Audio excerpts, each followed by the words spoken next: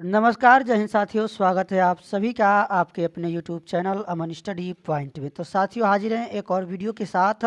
आज के वीडियो में हम लोग सीटेट प्रीवियस ईयर पेपर से गणित के प्रश्नों को देखेंगे जो आपके प्राथमिक स्तर के पेपर में पूछे गए थे। तो चलिए शुरू करते हैं वीडियो को, और वीडियो में पूरे अंत तक बने रहिएगा। तो पहला प्रश्न है आप सभी के स्क्रीन पर। गणित में प्रक्रमण संबंधी प्रवाहपूर्णता का अर्थ है नियमों, सूत्रों और कलन विधियों या कलन गणित का ज्ञान होना, और परिशुद्धता, लचीलेपन एवं निपुणता के साथ उनका क्रियान्वयन करना। गणित में लचीलापन रिक्त स्थान की ओर संकेत करता है। तो ऑप्शन आप सभी के स्क्रीन पर है, और इस प्रश्न का जो सही जवाब होगा ऑप्शन बी के साथ जाएगा। एक से अधिक उपागमों का प्रयोग करते हुए एक खास प्रकार की समस्या का समाधान करने की योग्यता। तो बी के साथ आंसर लगाएंगे। चलेंगे अगले प्रश्न की ओर। कक्षा कक्ष में गणितीय भाषा में निपुणता को निम्नलिखित क्रम में समस्याओं को प्रदर्शित करने के लिए बढ़ाया जा सकता है। तो ऑप्शन है आप सभी के स्क्रीन पर, और इस प्रश्न का सही जवाब जाएगा आपका ऑप्शन डी के साथ। डी ऑप्शन इस प्रश्न का सही जवाब होगा। और एक बार आप लोग वीडियो को अपने दोस्तों और मित्रों तक जरूर पहुंचा दीजिएगा ताकि वो भी इस वीडियो को देख सकें। अगला प्रश्न है प्राथमिक स्तर के बच्चे दी गई आकृतियों को उनकी दिखावट के आधार पर वर्गीकृत करने के योग्य हैं। वेनहाइल के अनुसार वह ज्यामिति के रिक्त स्थान पर हैं। तो ऑप्शन आप सभी के स्क्रीन पर है, देखेंगे। इस प्रश्न का जो सही जवाब जाएगा ऑप्शन डी के साथ। डी ऑप्शन सही होगा, मानसिक चित्रण स्तर। अगला प्रश्न है कक्षा 3 में एक शिक्षक शिक्षार्थियों को 4562 और 728 का योग करने के लिए कहता है। एक शिक्षार्थी प्रश्न के उत्तर निम्न प्रकार से प्रतिक्रिया करता है। वह जो है इसको इस प्रकार से लिख के जोड़ता है। यह प्रतिक्रिया यह दर्शाती है कि बच्चे में रिक्त स्थान में कमी है। तो ऑप्शन है आप सभी के स्क्रीन पर, देखेंगे। इस प्रश्न का जो सही जवाब जाएगा ऑप्शन ए के साथ। यानी इससे इस प्रतिक्रिया से यह पता चलता है कि बच्चे को जो है स्थानीय मान से संबंधित पूर्ण जानकारी नहीं है, या फिर इसके बारे में समझ नहीं है। ऑप्शन ए के साथ आंसर जाएगा। चलेंगे अगले प्रश्न की ओर। हस्तपरक प्रतिमान, स्थिर चित्र, लिखित प्रतीक, मौखिक और लिखित भाषा, वास्तविक संसार की स्थितियाँ अथवा संदर्भ रिक्त स्थान को दर्शाने के 5 तरीके हैं। ऑप्शन है आप सभी के स्क्रीन पर। इस प्रश्न का सही जवाब जाएगा ऑप्शन डी के साथ, गणितीय चिंतन एवं विचार। बिल्कुल हम लोग 30 प्रश्नों को इस वीडियो में देखेंगे और एकदम फास्ट तरीके से देखेंगे। बस आप लोग वीडियो में पूरे अंत तक बने रहिएगा। राष्ट्रीय पाठ्यचर्चा की रूपरेखा 2005 के अनुसार प्राथमिक स्तर पर संख्याओं और उन पर संक्रियाओं, मात्राओं का मापन आदि का शिक्षण गणित के शिक्षण के उच्च उद्देश्य को पूरा करता है। बच्चे की चिंतन प्रक्रिया के गणितीय के उद्देश्य को पूरा करता है। महत्वपूर्ण गणित शिक्षण के उद्देश्य को पूरा करता है, या गणित शिक्षण के संकीर्ण उद्देश्य को पूरा करता है। तो देखेंगे इस प्रश्न का सही जवाब जाएगा ऑप्शन डी के साथ, गणित शिक्षण के संकीर्ण उद्देश्य को पूरा करता है। अगला प्रश्न है आप सभी के स्क्रीन पर।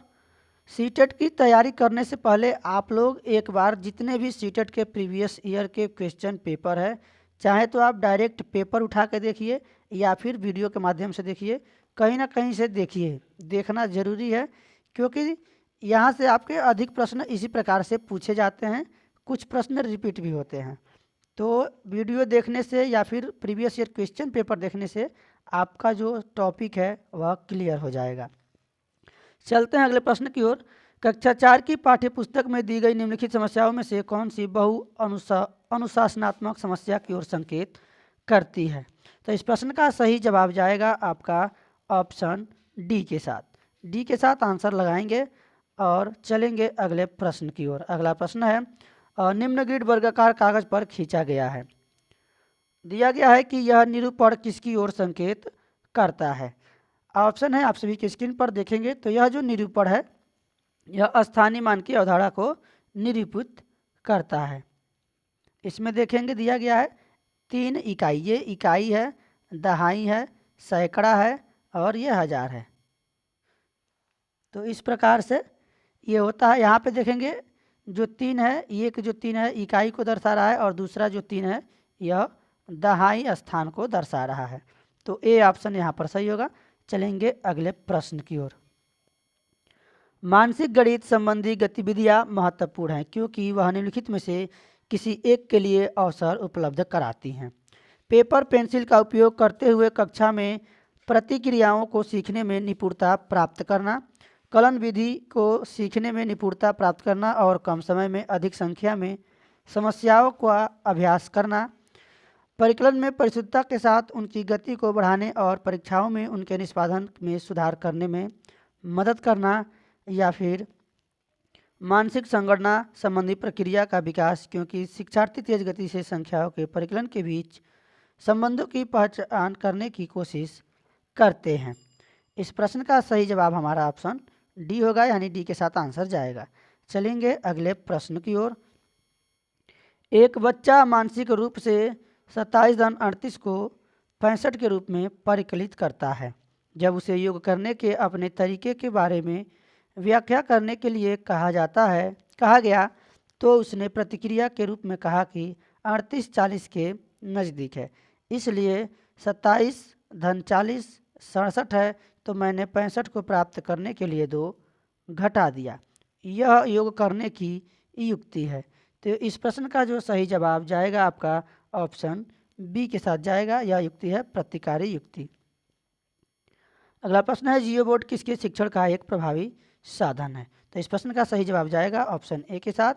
चलेंगे अगले प्रश्न की ओर। प्राथमिक कक्षा का एक बच्चा संख्या, संक्रिया चिन्हों, सिक्कों एवं घड़ी की सुइयों में अंतर स्थापित नहीं कर पाता है। यह तथ्य इंगित करता है कि इस बच्चे को निम्नलिखित में से किस प्रक्षेत्र में समस्या है। तो इस प्रश्न का सही जवाब होगा आपका ऑप्शन बी, यानी दृश्य प्रक्रमण। अगला प्रश्न है एक शिक्षक कक्षा 3 में निम्नलिखित कार्डों का वितरण करता है और बच्चों को समान आकृतियों का मिलान करने के लिए कहता है। इस खेल का उद्देश्य है। तो इस खेल का क्या उद्देश्य है? ऑप्शन आप सभी के स्क्रीन पर है और इस प्रश्न का जो सही जवाब होगा ऑप्शन ए, विभिन्न अभिविन्यासों में समान आकृतियों की पहचान करने में बच्चों की जो है मदद करना। अगला प्रश्न है आप सभी के स्क्रीन पर निम्न में से कौन सा सही नहीं है। तो इसके लिए हमने आपको पहले वीडियो में बताया था प्रीवियस से प्रैक्टिस सेट में कि जो है आपका जो मापन से संबंधित आपका जो रूल चलता है किलो, हेक्टो, डेका, ग्राम, लीटर, मीटर, डेसी, सेंटी और मिलीमीटर, मिली होता है। तो यहाँ से देखेंगे किलो से जब इधर दाएं की तरफ बढ़ेंगे तो हर बार 10 से मल्टीप्लाई होता जाएगा और जब बाएं से उल्टा चलेंगे तो 1/10 यानी 10 से डिवाइड होगा। तो यहाँ पर 100 हो जाएगा, यहाँ पर 1000 से डिवाइड होगा, यानी ये 10 का गुणा मल्टीप्लिकेशन होता जाता है। तो चलिए देखते हैं 1 किलोग्राम 12 ग्राम, तो 1 किलोग्राम बराबर 1000 ग्राम। अभी बताया किलो, हेक्टो, डेका, ग्राम, यानी 3 स्थान जा रहे हैं, 3 बार 10 से गुणा होगा, 10 का क्यूब होता है 1000, तो 1000 ग्राम हो गया। 1000 ग्राम में जब 12 जोड़ेंगे तो आपका होगा 1.012 ग्राम, 1 किलो और 12 ग्राम। इस प्रकार से ये आपका ऑप्शन सही है। पूछा गया है कौन सा सही नहीं है। तो देखते हैं अगला है 10 मीटर 10 सेंटीमीटर, तो 1 मीटर बराबर, अब देखिए हमने बताया था मीटर, ग्राम, लीटर, डेसी, सेंटी। अब ये सेंटी दिया गया है तो 10 से गुणा करेंगे, यहाँ पर यहाँ से मीटर से डेसी में जाएंगे 10 से गुणा होगा, फिर यहाँ से जाएंगे तो 10 से गुणा यानी 100, तो 1 मीटर बराबर 100 सेंटीमीटर। तो 100 सेंटीमीटर तो 10 मीटर बराबर कितना होगा आपका, 10 से गुणा करेंगे 1000 मीटर। 1000 मीटर में जब 10 सेंटीमीटर जोड़ेंगे तो 1010 सेंटीमीटर, बिल्कुल सही है। सी वाला देखते हैं 23/100। अब इसमें 100 का डिवाइड करेंगे तो भाग नहीं जाएगा, यहाँ पर जब भाग नहीं जाएगा तो यहाँ पर हम लोग दशमलव रख के 1 0 रखेंगे। अब ये भाग आपका जाएगा 2 बार में। तो इस प्रकार से अगर हम इसको देखें तो यह सही नहीं है, इसलिए यहाँ पर 0.23 होना चाहिए। तो इस प्रकार से ये वाला हमारा ऑप्शन सही होगा क्योंकि यह सही नहीं है। 1 मिलीलीटर 1 सेंटीमीटर का 1 दशांक है, तो तो हमने बताया था कि मिलीलीटर सेंटीमीटर। जब बाएं की तरफ जाएंगे तो 1/10 होगा, यानी 10 से डिवाइड होगा। तो जब 10 से डिवाइड करेंगे तो ये दशांक ही कहलाएगा, 1/10 यानी 1 दशांक, 1/100 1 शतांक। ये आपका सही है डी वाला, तो सी के साथ ही हमारा आंसर जाएगा क्योंकि यह सही नहीं है। हाँ, नेक्स्ट प्रश्न है, गुणनफल इतना में से कौन सी संख्या घटाई जाए ताकि संख्या 50 यहाँ पर 5,05,050 प्राप्त हो। ऑप्शन है आप सभी की स्क्रीन पर। चलिए देखते हैं इस प्रश्न को। तो इसके लिए आपको क्या करना पड़ेगा, सबसे पहले गुणा करना पड़ेगा 1109 को और 505 को, इसको गुणा करेंगे तो आपका कितना आ रहा है, 5,05,050 इतना आ रहा है। तो इसके लिए आपको जो है गुणा करेंगे तो इसका जो आपका मान आएगा, लगभग गुणा कर लेते हैं, ये 56,0045। अब इसमें से जो है हम माइनस कर देंगे, मान लीजिए वह संख्या x है और यहाँ पर 50 लिख देते हैं। अब इसको जब हम x बराबर निकालेंगे तो ये हमारा माइनस होगा 56,0045 में से 50। ये जब हम माइनस करेंगे तो हमारा x का मान आएगा 54,995, यानी 54,995। देखेंगे इस प्रश्न का सही जवाब कहाँ पे है, तो ऑप्शन बी में है इस प्रश्न का सही जवाब। कुछ नहीं करना है, बस इन दोनों को गुणा कर दीजिए और जो आपका गुणनफल आ रहा है उसमें से इसको घटा दीजिए, आंसर आपका आ जाएगा। एक बार नोटबुक में अपने प्रयास करिएगा। 210 के धनात्मक गुणनखंडों का योगफल है, तो इसके लिए 210 के आपको सभी गुणनखंड लिखने पड़ेंगे, यानी 1 से भी डिवाइड होगा, 2 से भी डिवाइड होगा, 3 से भी भाग जाएगा, 5 से भी भाग जाएगा। डिवाइड करेंगे तो जो पूरी आपकी संख्या आएगी, जब उसको प्लस करेंगे तो आपका आंसर आएगा 576, यानी इस प्रश्न का सही जवाब जाएगा ऑप्शन डी के साथ। चलेंगे अगले प्रश्न की ओर। एक टंकी में 240 लीटर 128 मिलीलीटर दूध है, जिसको 16 जारों में एक ही साइज के माप से पूर्णतः भरा जा सकता है। ऐसे 22 जारों में कितना दूध होगा। तो चलिए देखते हैं इस प्रश्न को। सबसे पहले तो लीटर में है, 240 लीटर है और 128 मिलीलीटर। तो जो पहला जार होगा, एक पहला जार होगा, उसमें देखेंगे जो दूध होगा 240 और 128 ये मिलीलीटर, 1 लीटर है 1 मिलीलीटर है, ml है। तो इसको हम 16 से डिवाइड करेंगे। 16 से जब डिवाइड करेंगे तो उसके लिए हमें अब 22 जारों का निकालना होगा। तो 22 जारों का निकालने के लिए 240 और 128 मिलीलीटर और बटा में 16 गुणे 22 से हमको गुणा करना पड़ेगा। जब 22 से गुणा करेंगे तो जब 240 है, इसको जब हम मिलीलीटर में कन्वर्ट करेंगे तो ये आपका हो जाएगा, मिलीलीटर में कन्वर्ट करके 128 से इसमें गुणा कर देंगे तो इसका मान हमारा आ जाएगा 24,0128। अब इसको क्या करेंगे, हम 22 से गुणा करेंगे और 16 से डिवाइड करेंगे। अब इसको जब हम डिवाइड करेंगे तो ये आपका मान आएगा मिलीलीटर में। मिलीलीटर में आपका मान आएगा 33,0176। तो हमने बताया था कि जब मिलीलीटर में है तो हमको इसको बदलना पड़ेगा अब लीटर में। तो लीटर से जब मिलीलीटर में जाते हैं तो 3 स्थान जाते हैं, यानी 1000 से डिवाइड होता है। तो 1000 से डिवाइड करेंगे तो देखेंगे यहाँ पर पहले तो 3 बार भाग जाएगा, यहाँ पे फिर 3 बार जाएगा, यहाँ पे 0 आएगा और 330 आपका लीटर होगा। जो 176 आपका शेष बनेगा, ये जो है आपका मिलीलीटर होगा। तो आंसर आपका जो जाएगा यहाँ पर देखेंगे 330 लीटर और 176 मिलीलीटर। सबसे पहले इसको जो है मिलीलीटर में बदलेंगे। मिलीलीटर में बदलेंगे तो 1000 से इसका गुणा होगा और प्लस ये इसमें जुड़ेगा, प्लस होगा। फिर हम उसको 16 से भाग देंगे, 22 से गुणा करेंगे, हमारा आंसर आएगा मिलीलीटर में। और मिलीलीटर से हमको जब लीटर में बदलना होगा तो हमें क्या करना पड़ेगा, इसको जो है 1000 से फिर पुनः भाग भी देना पड़ेगा। 1000 से गुणा किया था तो 1000 से भाग दे देंगे। उम्मीद है कि समझ में आ गया होगा। नहीं समझ में आया होगा तो एक बार अपने नोटबुक पर इसको लगाएंगे। 10 इकाई 10 दहाई 10,000 बराबर है। तो इस ऐसे सवाल को आपको क्या करना है, 10 इकाई यानी 10, 10 दहाई के मतलब 10 दहा के 100, तो 10 इकाई 10 दहाई में 100 होता है। 10 दहाई 10 दहा के 100 गुणा करेंगे 100 आएगा, और 10,000। तो 10,000 लिखने के लिए आपको यहाँ पर लिखना पड़ेगा इस प्रकार से। अब जोड़ दीजिए 0 1 1 0 1, 10 11 0। देखेंगे ऑप्शन बी में है, ऑप्शन बी इस प्रश्न का सही जवाब होगा। गौरंग ने सोमवार को 4.5 घंटे, मंगलवार को 190 मिनट, बुधवार को 5:20 AM से 9:10 AM तक और शुक्रवार को 220 मिनट काम किया। उसे 1 घंटा काम करने के लिए 42 मिलते हैं, तो उसने सोमवार से लेकर शुक्रवार तक कुल कितना कमाया।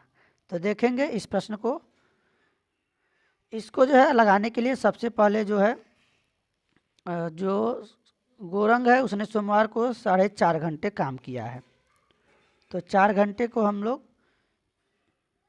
4 घंटे का अगर मान निकालेंगे 4.5 घंटे का, तो 4 सही 1/2, 4 दूना 8, 1 9/2, यानी ये 9/2 होगा। और इसमें हम 42 का गुणा करेंगे तो ये 2 से भाग जाएगा 21 बार में। अब 21 का गुणा करेंगे 9 से, 9 एकम 9, 9 दूना 18, 189 रुपये आएगा। अब इसको हम लोग अलग अलग निकालेंगे, फिर से सबको जोड़ेंगे। चलिए देखते हैं। फिर अगले दिन बुधवार मंगलवार की कुल कमाई उसकी कितनी है, तो 190 मिनट। तो 190 मिनट को जब हम यहाँ पर देखेंगे घंटे में बदलेंगे तो 60 से डिवाइड कर देंगे और ये जो है घंटे में बदल जाएगा। अब पुनः 42 से गुणा करेंगे। इसको जब हम डिवाइड करेंगे 6 7 42, 6 दहा के 60, 10 से भाग देंगे, 10 एकम 10, 10 9 90, 19 7 133, 7 9 63 और 7 एकम 7 6 13, 133 ये मंगलवार का आ गया। एक आया था 189, एक 133, यानी 2 हमने मान निकाल लिया है। 189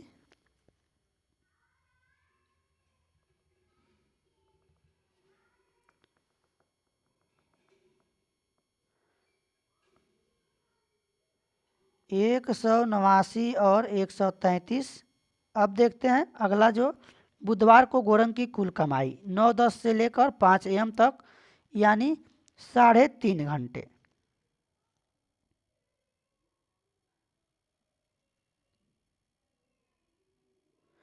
तो 3.5 घंटे यानी 3.5, 3 घंटे 50 मिनट हो रहे हैं। तो इसको जब 42 से हम लोग गुणा करेंगे तो इसका मान जो है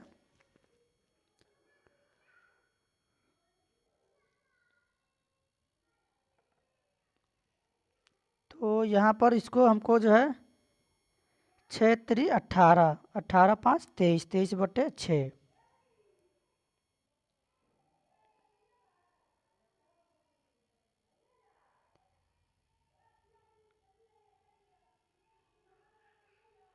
तो इसके लिए आपको क्या करना पड़ेगा, इसको जो है 3 सही 5/6 इंटू 42 करना पड़ेगा। इसका जब हम मान निकालेंगे तो ये आएगा 23/6, 36 18 5 23, 23/6 इंटू 42। अब इसका जो है 6 7 42 होगा, 7 3 21, 7 दूना 14 और 2 16, 161 रुपये ये आएगा। अब शुक्रवार की कमाई निकालेंगे। यहाँ पर 220 मिनट है, तो 220 मिनट को घंटा में बदलने के लिए 220 को हम 60 से भाग देंगे और 42 से गुणा करेंगे।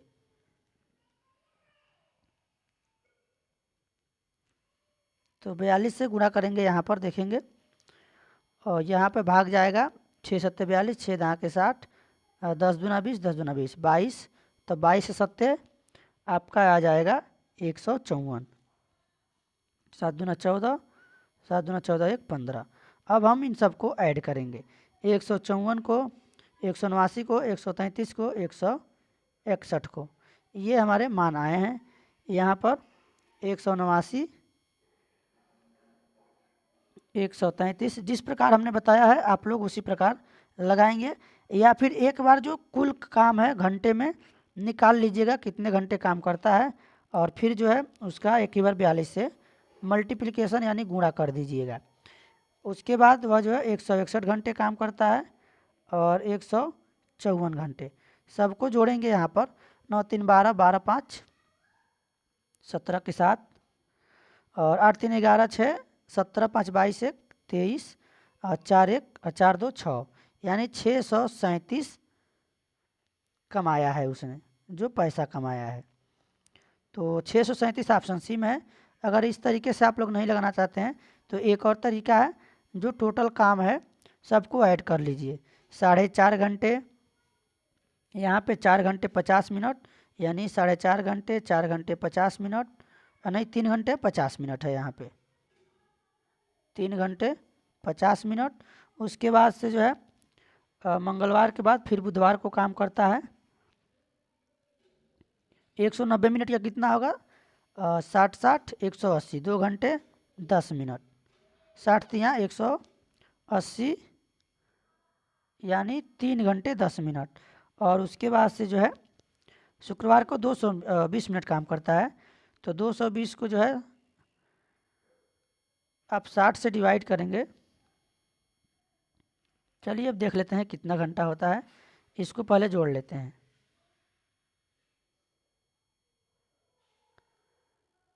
60 1 घंटे, यानी ये 90 मिनट हो गया। 3 3 6 4 10 घंटे, तो इसमें से 1 घंटा निकलेगा, तो 11 घंटे 30 मिनट। तो 11 घंटे 30 मिनट ये है। और यहाँ पर जो है आपका 220 मिनट को 60 से जब भाग देंगे,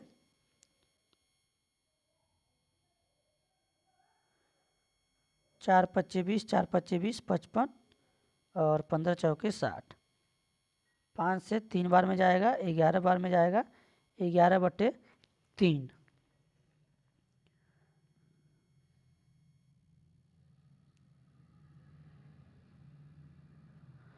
अब इसको लिख लेते हैं, 11/3 गुणे 11.5 घंटे, 42 से गुणा करेंगे, 3 से ये डिवाइड हो जाएगा। आपका जो है ये आएगा 3 एकम 3, 3 चौके 12, 14 3 42, 14 आएगा। अब 14 का गुणा करेंगे इसमें और इसका गुणा करेंगे इसमें। अब यहाँ पर जो है आपका 2 अंक बाद दशमलव है, दशमलव लगा देंगे, आपका आंसर आ जाएगा। तो दोनों तरीका सही है, जिस प्रकार से आपको सही लगे आप लोग लगा लीजिएगा। अगला प्रश्न है, 4 और 2/3 समकोणों में डिग्रियों की संख्या है। तो समकोण का जो मान होता है 90 डिग्री होता है, और इसका जो है पूछा गया है 4 और 2/3, यानी 2/3 और 90। तो इसका मान निकालेंगे, 3 चौके 12, 12 2 14, तो ये हो जाएगा आपका 14 गुणे 90 डिग्री, और बट्टे में आपका आ जाएगा 3। तो 3 से डिवाइड करेंगे 30 बार में, और 14 तिया 42, 420 डिग्री। ऑप्शन ए इस प्रश्न का सही जवाब हो जाएगा।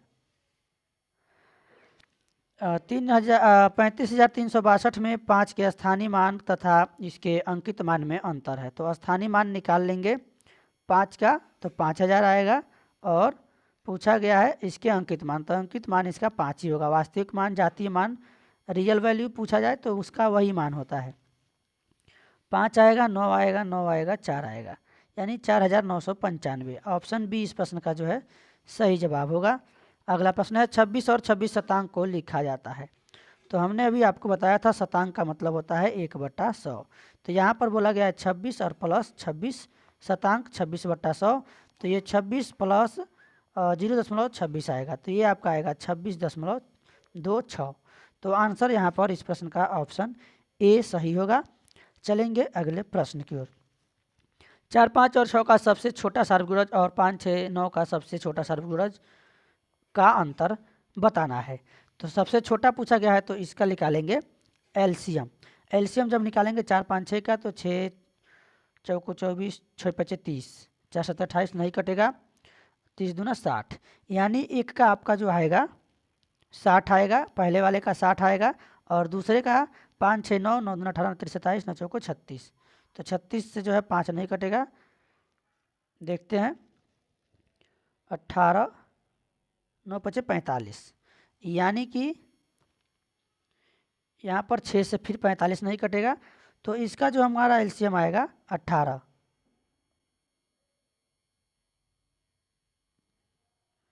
ये प्रश्न आप देखेंगे, इसका जो लॉसा होगा 3 6 है, यहाँ पर 5 की जगह पे 3 होगा, इसलिए ये गलत आ रहा है, 3 कर लेंगे। तो 3 6 और 9 का जो एलसीएम आएगा 18 आएगा, इनका अंतर करेंगे तो आपका 42 आएगा, यानी डी ऑप्शन सही होगा। यहाँ पर 5 की जगह पे 3 है, टाइपिंग मिस्टेक है। अगला प्रश्न है 19,009 में 11 से भाग और 9,090 में 11 से भाग प्राप्त शेषफलों का गुणनफल है। तो इसके लिए आपको जो है पहले भाग देना पड़ेगा 11 से, तो 11 से भाग देंगे तो जाएगा एक बार 11 से, और 8 बचेगा 80, 11 से 77।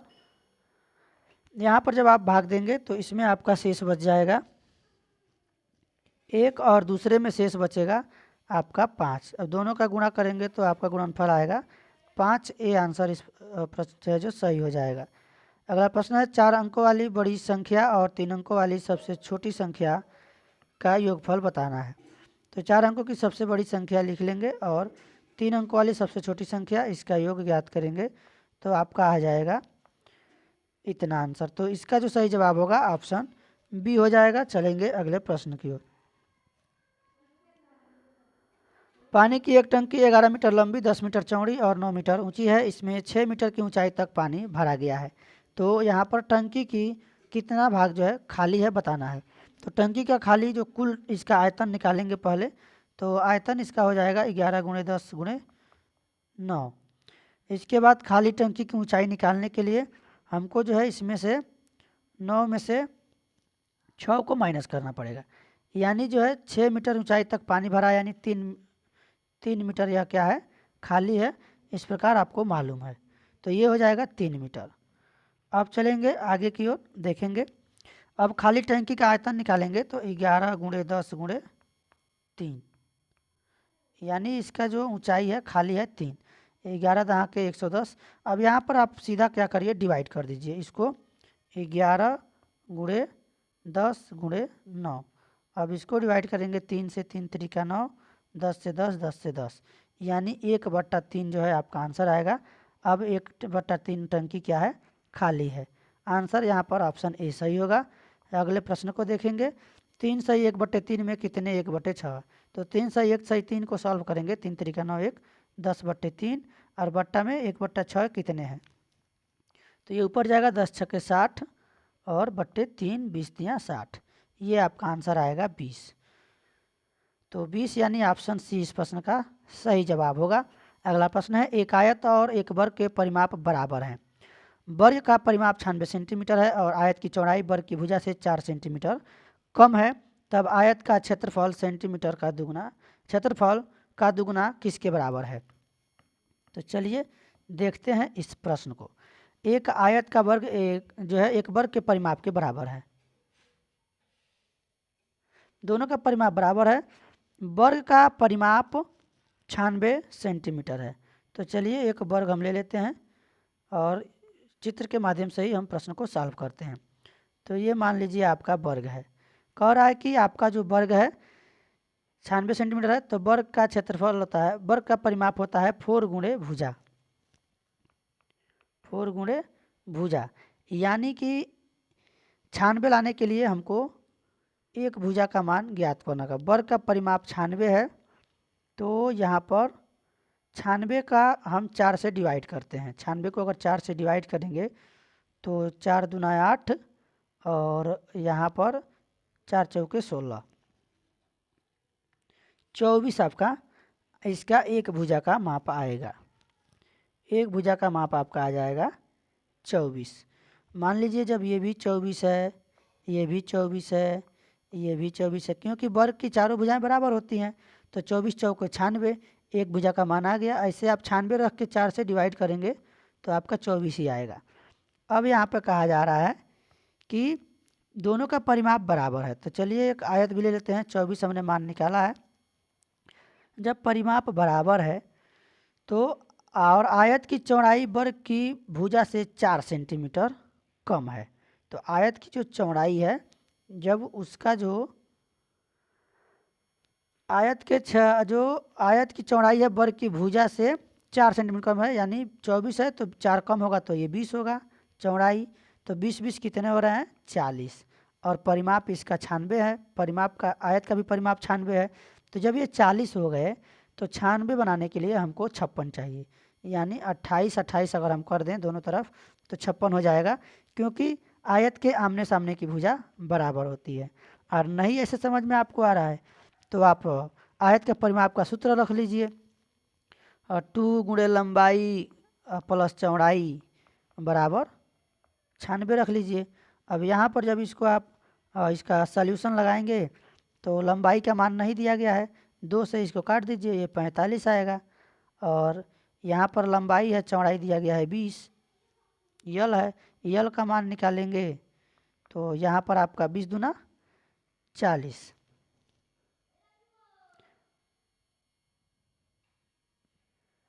यहाँ पर देखेंगे इसको लंबाई धन चौड़ाई, तो लंबाई जो है नहीं दिया है, चौड़ाई इसका आपका 20 दिया गया है, जब 4 सेंटीमीटर कम है तो यहाँ पर जो इसकी लंबाई आएगी 20 दूना 40, इसको यहाँ पर गुणा करेंगे तो 40 होगा।